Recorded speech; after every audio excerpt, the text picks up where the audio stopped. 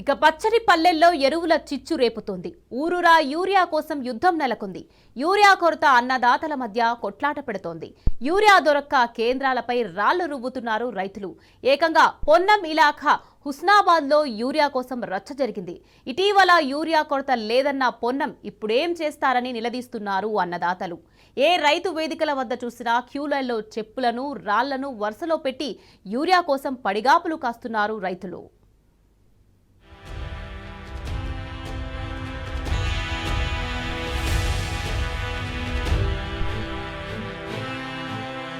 పంట వేసిన రైతులు కంటనీరు పెడుతున్నారు.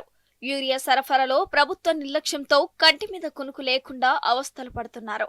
కలిసికట్టుగా యూరియా కోసం కొట్లాడుతున్న రైతుల మధ్య కూడా ప్రభుత్వ ప్రణాళిక లోపం చిచ్చు పెడుతోంది. యూరియా కోసం వివిధ గ్రామాల రైతులు మర్షణకు దిగాల్సిన పరిస్థితులు కల్పిస్తున్నాయి. జోగులాంబ గద్వాల జిల్లాలో రైతులు యూరియా కోసం తీవ్ర ఇబ్బందులు పడుతున్నారు. ఒక్క బస్తా యూరియా కోసం తెల్లవారక ముందే భారీ క్యూ లైన్లు కడుతున్నారు. గత నెల రోజులుగా యూరియా కొరత ఉన్న రేవంత్ సర్కార్ మొద్దు నిద్ర పోతుందని మండిపడుతున్నారు.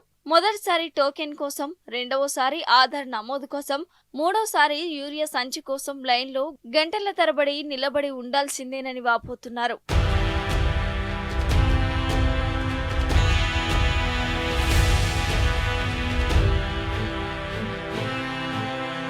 యూరియా కొరతపై సీఎం రేవంత్ ను ప్రశ్నించిన రైతును పోలీసులు అరెస్టు చేయడంతో ఆ రైతుకు అండగా స్థానిక రైతులు నిలుస్తున్నారు.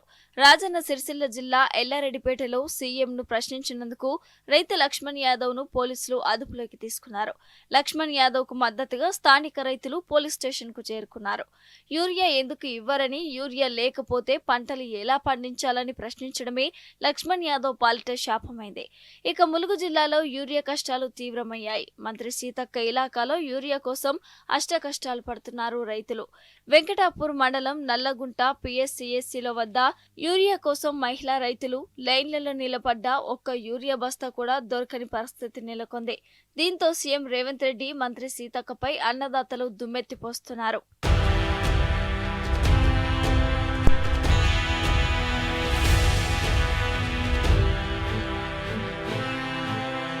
వరంగల్ జిల్లా పర్వతగిరి మండలం చౌటపల్లి ప్రాథమిక వ్యవసాయ సహకార కేంద్రం ఏనుగల్లు గ్రామంలో ఉన్న గోదావరి వద్ద యూరియా కోసం రైతులు తెల్లవారుజాము నుండే బారులు తీరారు.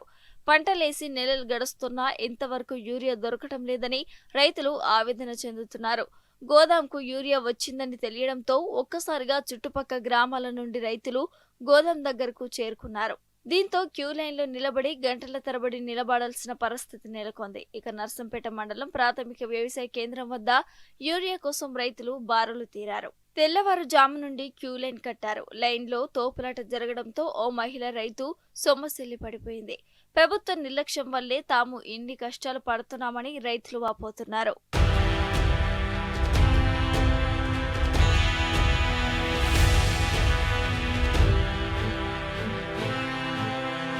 యూరియా కోసం రైతులు గోసపడుతున్నారు. సరిపడ యూరియా అందక రైతాంగం అల్లాడిపోతోంది.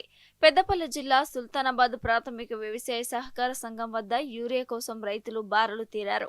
ఉదయం 4 గంటల నుంచి క్యూ లైన్లో నిలబడ్డా యూరియా దొరకడం లేదని ఆవేదన వ్యక్తం చేస్తున్నారు. క్యూ లైన్లో నిలబడలేని వృద్ధ రైతులు చెప్పులు లైన్లో పెట్టి చెట్ల కింద కూర్చున్నారు. ఒక్కరికి 2 బస్తాల యూరియా మాత్రమే ఇస్తున్నారని, అది ఎటు సరిపోదని రైతులు ఆందోళన వ్యక్తం చేస్తున్నారు.